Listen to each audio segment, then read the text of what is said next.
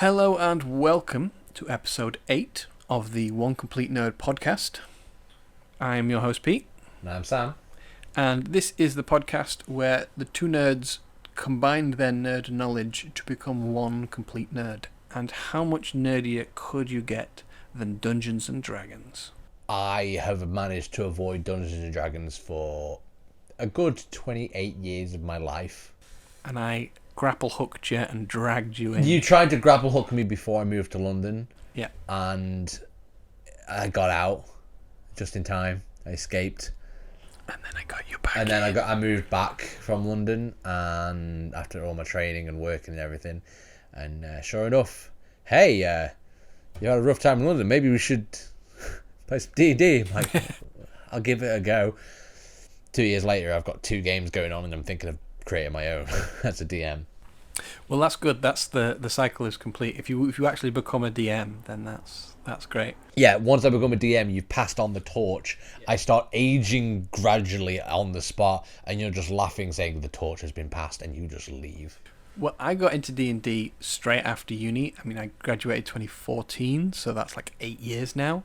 And in the 6 months after uni, I was unemployed for a while, so I was spending a lot of time on YouTube, and then kept on getting recommended D&D content, and I was like, what is this? And then I started actually engaging with it. I was like, no, I think I might like this.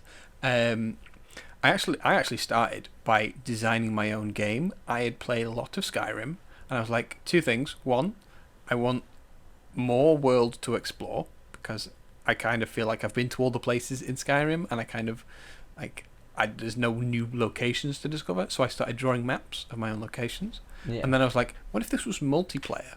And I got the people I was living with at the time to like play this game. It was really bad. It was like a D&D style role-playing game, but the combat was awful. And the fun bit was like the people they were interacting, and me. I got to sit and draw maps, which I was really enjoying at the time. And then I discovered what D&D was, and because of the role I'd been playing in that game that I kind of invented that was awful, I sort of refreshed it and naturally fell into the D&D Dungeon Master role, and have been converting people to this game for a while now. Specifically, I have been playing 5th edition D&D. That was the edition that was getting big when I started. It's the most player-friendly edition of the game. It's most accessible, and partly because of that, the D&D market is exploding, and so many more people are coming to the hobby. It's expanding rapidly, much to the chagrin of the original like audience base for it. They tend to be kind of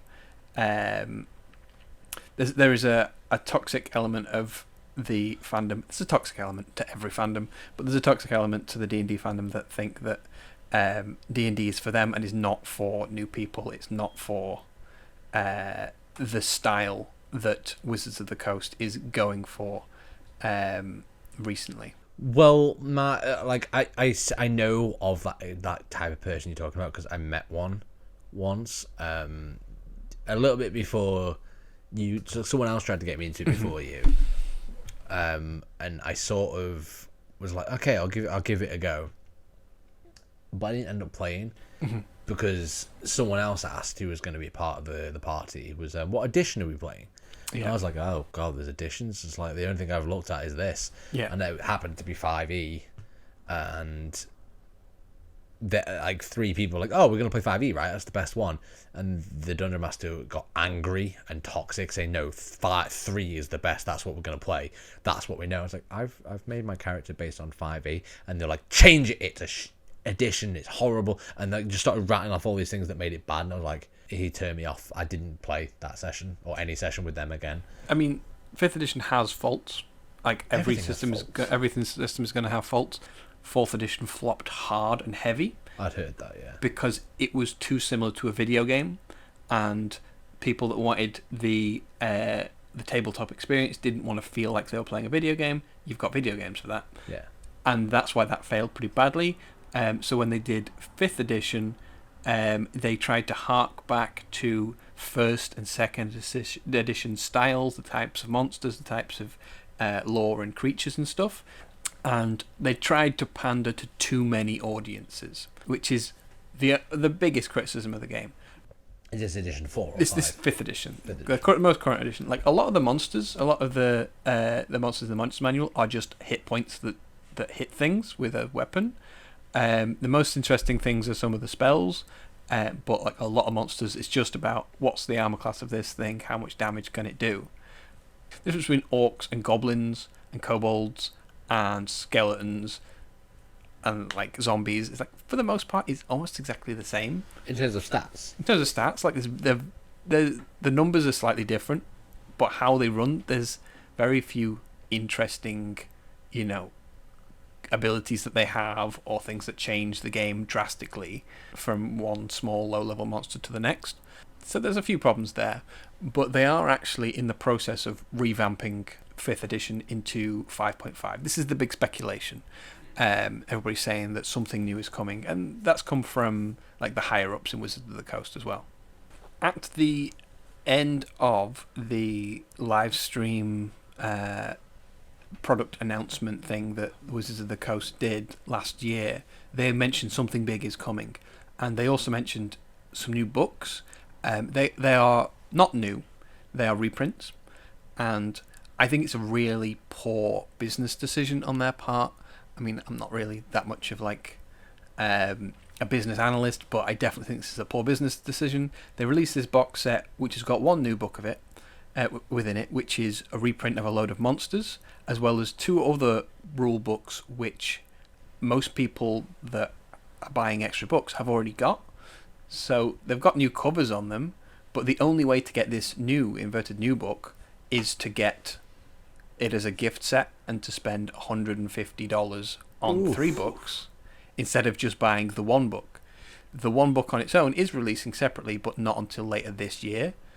So if you want to buy that book on its own without having to buy the box set, you have to wait.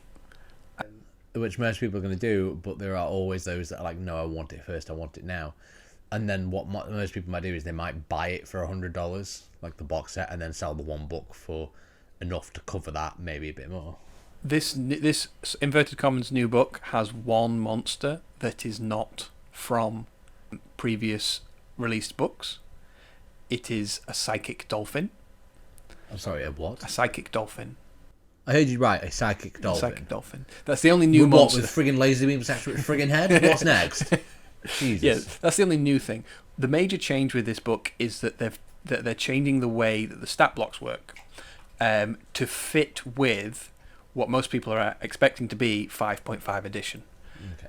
A lot of the reason they're doing this is because of like cultural representations, and some people will argue that this is the whole woke argument. If we're not going to wade too deeply into this, we're just going to say simply that the Forgotten Realms is the core setting for D&D's books, and the Drow, the dark elves, the grey-skinned elves that live underground, have always been characterized as evil. And there's a few exceptions to prove the rule. I didn't like that because I wanted to make the character a drow, and it was like, by the way, this character's evil. I was like, I don't want to be evil. Like, I just want to be misunderstood. They are supposed to be evil, and what is happening in this sort of expansion is that they're changing the lore a little bit and saying, well, this city that we've focused on for the majority of like our time releasing games, this is an evil city. But here are 2 new drow cities that are both one good and one neutral. So alignment isn't that rooted into the genetics of characters, which is probably a good thing. To say all the dark-skinned individuals are all evil, you don't have to go too far to know that that's a problem. Why? To say No, that was a bit of humour. I thought you were messing with me. I am messing with you. No, I get where you're coming from. Didn't realise you were messing with me then. I did put on like the most serious face and confused. I'm like, why? I was like, no, I get what that means. I definitely think there's a lot to be said for the idea of like, a lot of people call it session 0, but like a pre-session chat with your players to discuss the theme of the game. Yeah. And I always play in a homebrew world. I don't play published adventures. So if there's racism in my game, I will discuss it with people before it comes up. My current game setting, there is a war between the magic people and the non-magic people, and we're kind of living in the aftermath. That's an art session, isn't it? Yeah. I think you said something about that, about someone being upset about zombies. Yeah, and that's the perfect example. One of our players does not like zombies. It is a trigger for them. So zombies don't appear in this campaign and never will. So we kind of like sideline that. Yeah, bit awkward considering the fact I'm a necromancer in that game. Yeah, skeletons are okay. Zombies are a problem. Yeah. But we get by. I had that moment where they were like, by the way, no zombies, and I was like, what? So like that was almost like no Russian. I mean that's just like a phobia. But there's also like that idea that if you wanted to put things like sexism and racism in your game, bring that up. If you're going to like be a DM, bring that up to your players before you start, and say there are racist themes in this game, there are sexist themes in this game, and if somebody puts their hand up and says I'm not comfortable with that, well, there's one of two options: either A, you don't play in this game, which is a bit mean, or B, you play a different. You change the theme. Seems that, yeah. If you've just spent 35 quid on a book, then it's too late. You can take a book which doesn't have any racist themes and you can add a layer onto it. Yeah. Especially if you want to do almost like an Underground Railroad thing where you're trying to liberate this oppressed group. That can be a fun encounter. And then obviously your villains are bad because they're all racists and you want to beat all the racists. That's an interesting sort of element. But you need to have everybody buy into that. Yeah, because there's a difference between changing a homebrew game by the DM going, okay, well, I'll just want to add that in, and having to buy a book, an expensive book, mind you, that has got it printed already. Yeah. You bring that up, so I'm getting into D&D enough that I'm thinking of doing my own DM session. Yeah. And I already have like a lot of ideas. Now my mind goes weird places anyway. Mm-hmm. You've probably heard that in this podcast, but like when I'm alone, it goes weird places.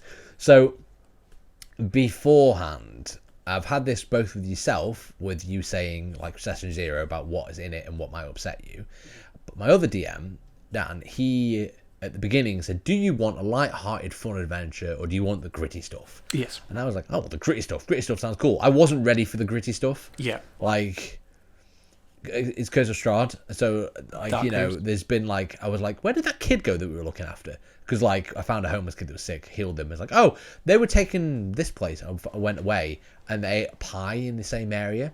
Noticed a finger in the pie. Yeah. Which I recognised because of my high perception. Yeah. I mean, I don't have to. The clever of you will connect the dots there, but like I wasn't ready for that. Yeah. And like at the end of that session, Dan was like, "Are you okay?" I was like, "Yeah, I'm just." He was like, "You've been quiet. Are you okay?" And I just went, "Yeah, I wasn't quite ready for how dark you were gonna go." But with my session, I've got some really weird, twisted ideas, and I'm gonna point that out to people that want to play. Because there are themes that are like I've already got one quest, which is it's a proper moral dilemma. Yes. Now, I tend to really enjoy the moral dilemmas because it gets to like push people to test not just the character but also what the person in real life thinks and like what choice they would make.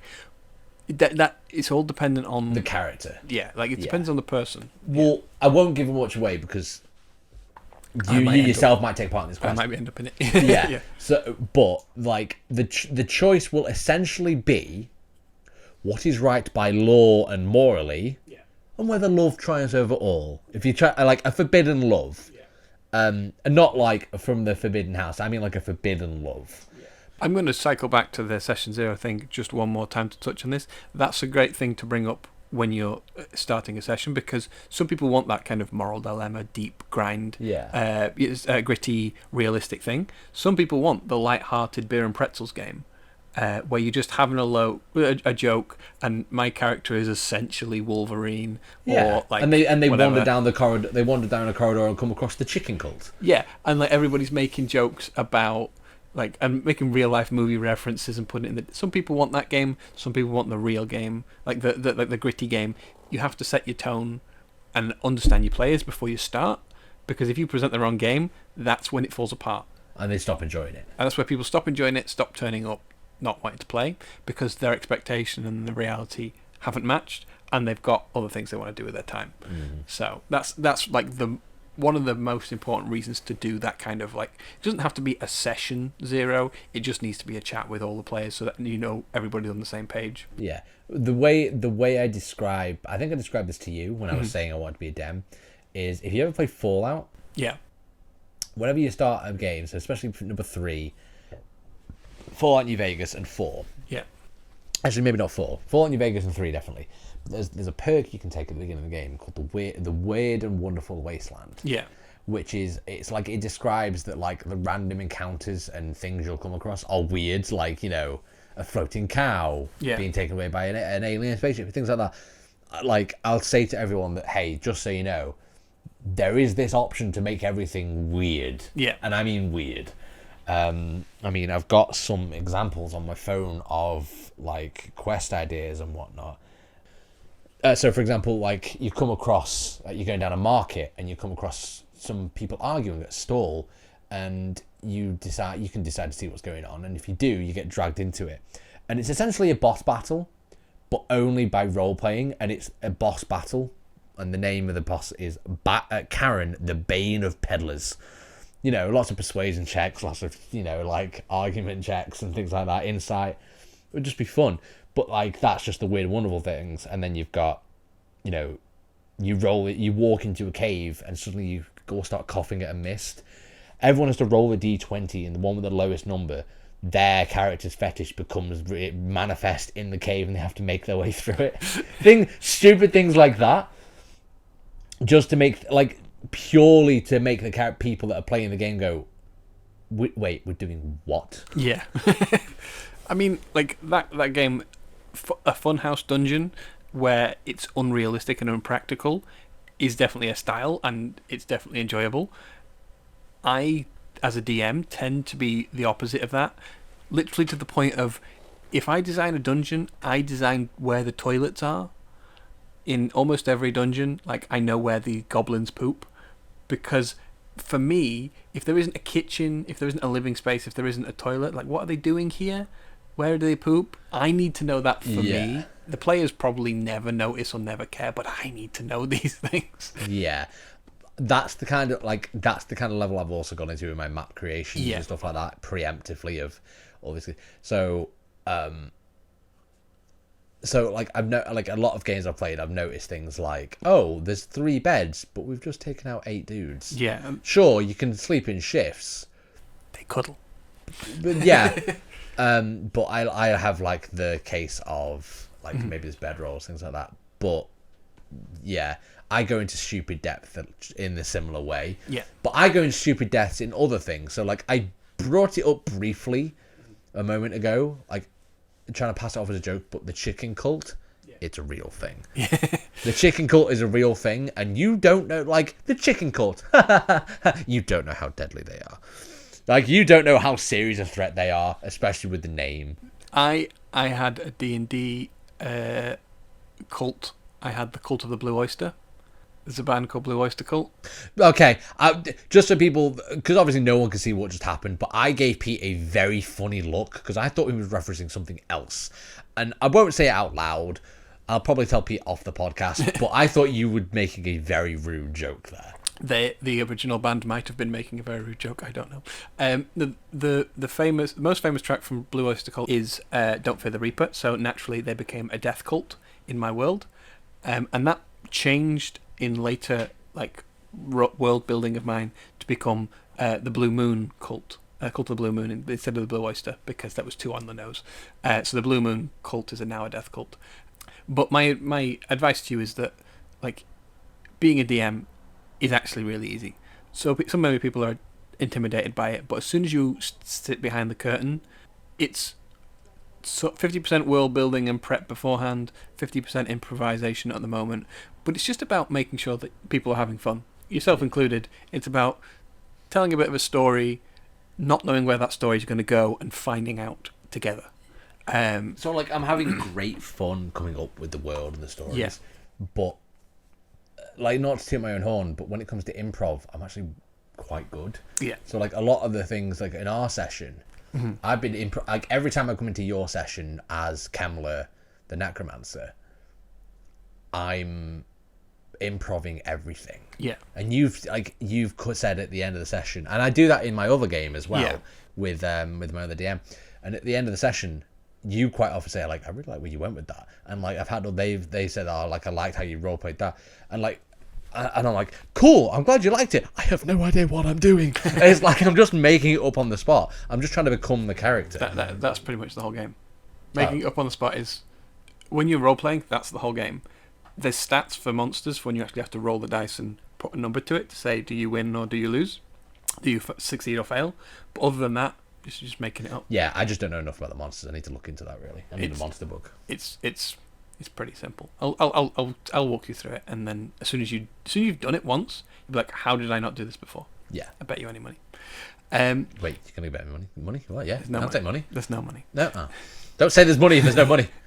I ain't getting paid for. Wait, am I getting paid for these podcasts? No. Oh.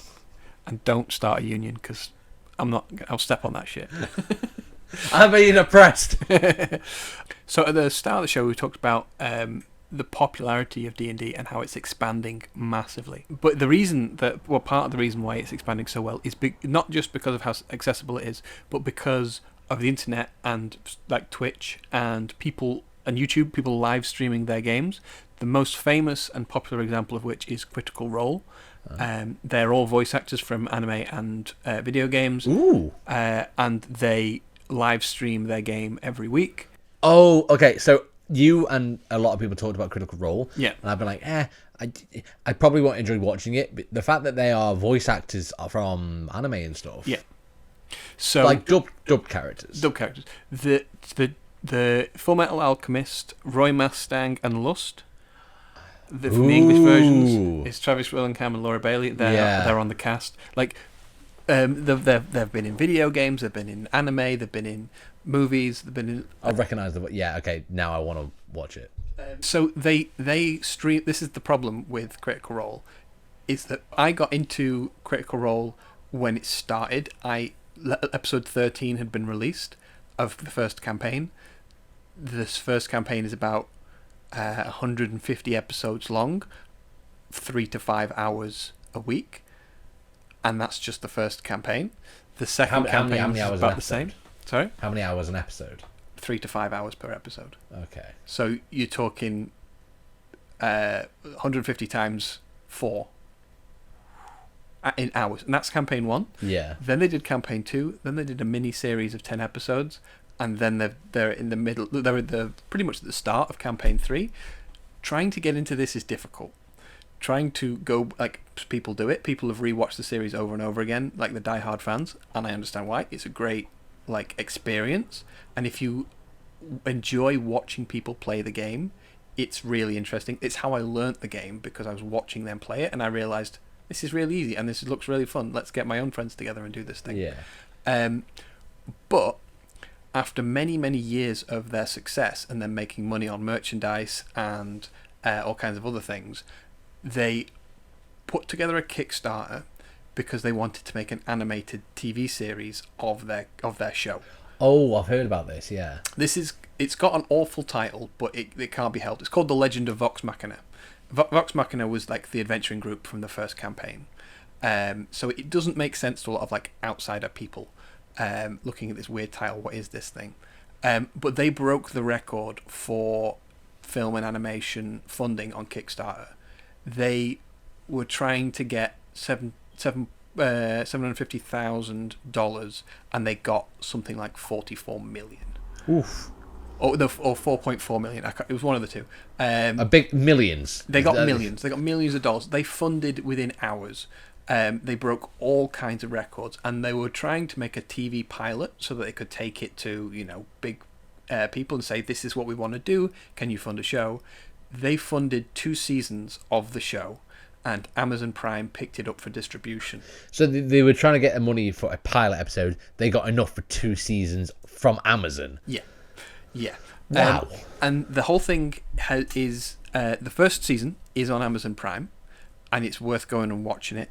It is 2 episodes. So to quickly explain, is this an animated series of the game, or is it the characters in the game? So they played a home game, and then they put that home game on Twitch when they were partway through it. So some of the adventures from before they were streaming is the first 2 episodes of the show, and then episodes 3 to 12 of the season all happened as like an abridged, characters only version of actual game events. And they changed things around a little bit, making tweaks. I don't think I was clear. What I mean is, like, are the episodes of the series, like, is it the characters on an adventure like any other story, or is it an animated series of the game, like a bunch of people sat around tables? No, it's the first thing. Okay, right, okay. I was gonna say, I can, like, it's a very niche audience if it's the latter, but it would make more sense for the former. Yeah, no, it's the characters in the world doing the things, and obviously when you're playing D&D, each round of combat is like 6 seconds long, and a combat that would pass in 12 to 18 seconds can take you like an hour to play in real life. In the animated series, it happens in 12 to 18 seconds, which, you know, is realistic, and it speeds up the flow, and you have your character moment. It's dark. The first scene is dark because the character is kind of gothy. That there is sort of like the central. Is it the piece. actual characters from the campaign as well? The actual characters from the campaign. The animation style is incredibly reminiscent of The Last Airbender and Legend of Korra. Oh, I love those. Like, it's a heavy influence for the characters. I will say this, like, they started this game before there was an audience for it. So one of the characters, the druid character, she's from the Air Tribe, and her quest was to go to the Water Tribe, the Fire Tribe, and the Earth Tribe. Uh-oh. And to go and visit those people and do a challenge for each of them, and to prove herself that she can be the great leader. That was her quest. So she can't really be too heavily focused on for the animated series. Not unless they want to get copyright. Because they get into. So her character name is Keyleth. That's a little like Korra. Oh no. Your Kemler from our game. Yeah. Your wife's name is Keyleth. And that's why when it came up in the game, everybody looked at you like, Keyleth? And like, yeah, it's kind of, you've kind of taken the same name as somebody like a famous D&D character that everybody is aware of apart from you. I was wondering why everyone had a reaction to Keyleth. It was like, yes, my dead wife Keyleth, and everyone was like, Keyleth. I was like, but like the animation style is really good. Very, like I say, reminiscent of those sorts of things, but grown up. Like they make dick jokes. They give each other the finger. It's like, I'm gonna have to add this. In fact, like as you talk, I'm gonna add this on my phone right now. That's on Amazon Prime. Yeah, that's what I'm going on now. They did a very interesting thing with the release schedule of this show, in that they released in 3-episode blocks. I've never seen a show do this before. Maybe I've just not been paying attention. But they released episodes 1, 2, and 3 so that you can mini binge. And this is what I'm going to call it from now on. You mini binge 3 episodes so that you have that binge watch. It was an hour and a half of binging. But then you have to wait the week. So you've got that anticipation. You can go talk to your friends about it. And then you can mini binge again. And you can get it all done in an evening, or like you can spread it over a weekend or whatever. But I've just never seen that release style before. And it was really interesting to me. And I think it's the future of like releasing TV, maybe. That you can do the mini binge, because people love to binge, but then to come back, it keeps the topic alive for weeks and weeks. And we're a little bit late to coming to this. I wanted to do this podcast a few weeks ago, months ago myself, but we had other things come up, and then COVID got in the way and stuff like that. Yeah, we've had like more like movies that come up, games that have come out, in life experiences, and then of course sickness. So but yeah, I definitely recommend this series to you and to anybody that wants to watch it. Like I said, as you were talking just now, I've added it to my watch list on Amazon Prime. And they managed to get some really big names of actors, people like David Tennant, Dominic Monaghan, like a couple of actors from Game of Thrones, and like other people that aren't even known for D&D. So Amazon is actually pretty good with this. They have a track record for turning role-playing games into shows. Like? So it started on the Sci-Fi channel, but Amazon picked it up and distributed it. It was distributing on Netflix, and then they swept over to Amazon when they sort of funded the 3rd season. There is a sci-fi show called The Expanse, which is based on books, But those who are like super deep nerds about this TV show will actually know that the books are based on role-playing games. That a group were playing this sci-fi political thriller based in our solar system, and they were taking notes on what was happening every session and where it was going, and then the two guys that were like in the game started writing it as a book under a pseudonym, but they wrote it as a book, and then they published the books and they just made money, and now they've actually released it as a series. They've done 6 seasons, and which has just finished on Amazon Prime a few months ago, probably at this point. And it's a really interesting, like, when you're looking for those elements that are like a role-playing game, because the characters don't do things that you would expect them to. They take twists and they take turns because it's been played by a real person. There's a lot to be said for that, for the writing process behind having an entire single person devoted to a single character to think about what would my character do in this moment, instead of one writer trying to do that for 10 different characters. So it's interesting in that way. You're going to have more fleshed out characters. Yeah. If a person is a character rather than, like you say, the writer. So the writer's got to think about the world, the setting. And they've got enough to think about. Yeah. Well, yeah, the writers have got enough to think about. They've got to think about the world, the setting, the characters, the situation, where the story's going, how it's going to progress. Whereas if you've got the characters being played by people, they've got to worry about everything else, but the characters can be the characters. And it makes it more dynamic. Obviously, with the Expanse, they had the actual sort of like in-game experience, and then it was taken away by the DM, well, the game master, and tweaked and dramatized and put into like an actual book system. But there's an interesting thing that happens, and the reason that you can tell that it's based on an RPG is that halfway through season 1, one of the characters in the main crew, and I won't say which one, dies very suddenly halfway through the season with no build-up, no anticipation, and after they die, very little like remembering who that guy was or people caring, because in the actual game, the person that was playing that character had to leave and had to like move cities or whatever, so they killed him off. And at that moment when they killed him off is at that point in the TV series where that character just dies suddenly. It's because there was nobody playing that character anymore. I must go now. My planet needs me. Yeah, pretty much. And then they got a new guy in to play a new person. So one of the halfway through the season 1, one character dies and they just replace him like instantly, and nobody says anything for the rest of the 6 seasons. Like, it's just not. It's nonchalant. Not a thing that matters. It's just there. Yeah, but I highly recommend The Expanse as well. I would recommend Legend of Vox Machina first.